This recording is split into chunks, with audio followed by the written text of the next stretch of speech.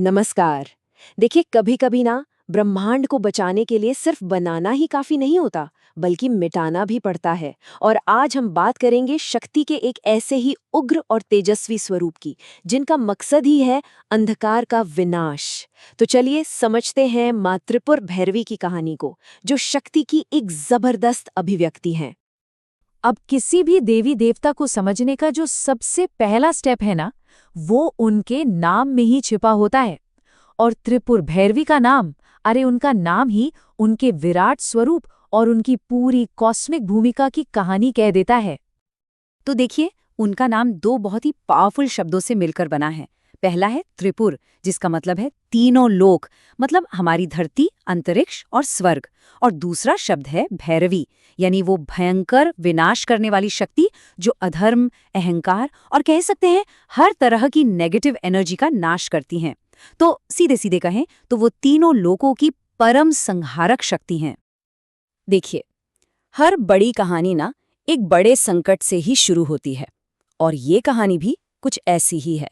इसकी शुरुआत भी एक बहुत बड़े ब्रह्मांडीय संकट से होती है।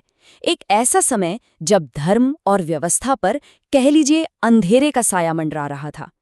जरा सोचकर देखिए, एक ऐसे दौर के बारे में जब आसुरी शक्तियां इतनी ज्यादा हावी हो गईं कि उनका आतंक तीनों लोकों में फैल चुका था। मतलब उनका असर इतना बढ़ गया था कि सब कुछ कंट्रोल से बाहर था। हर तरफ बस अफरा तफरी और डर का माहौल।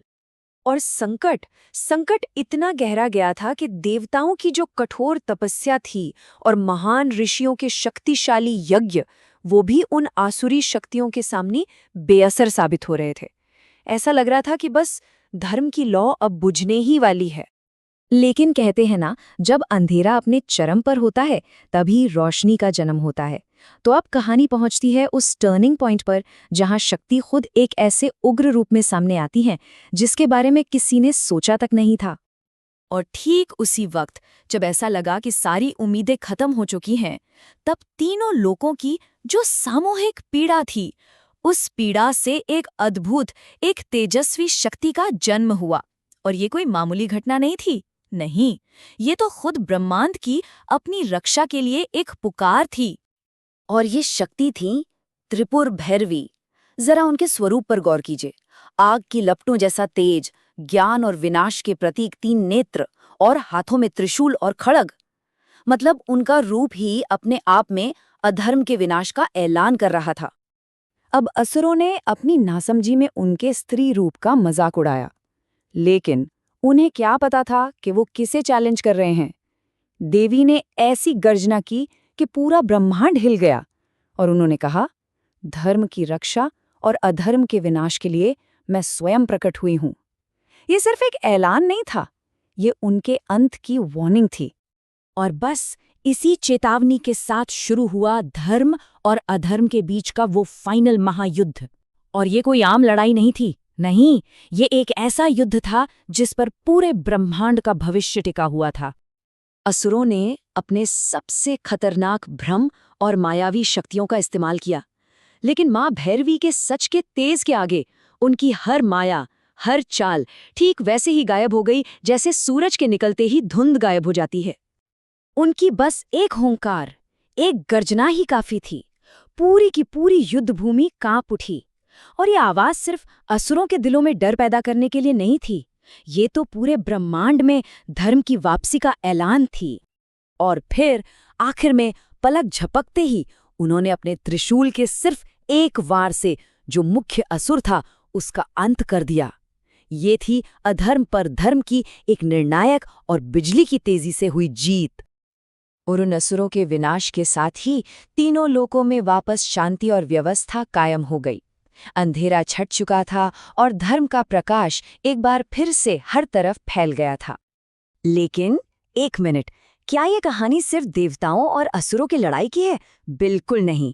इसका जो असली और सबसे गहरा मतलब है ना, वो हमारे अंदर छिपा है। ये कहानी असल में हर इंसान के भीतर की शक्ति को जगाने का एक सिंबल है। युद्ध खत्म होने के बाद देवताओं ने खुद इस राज से पर्दा उठाया।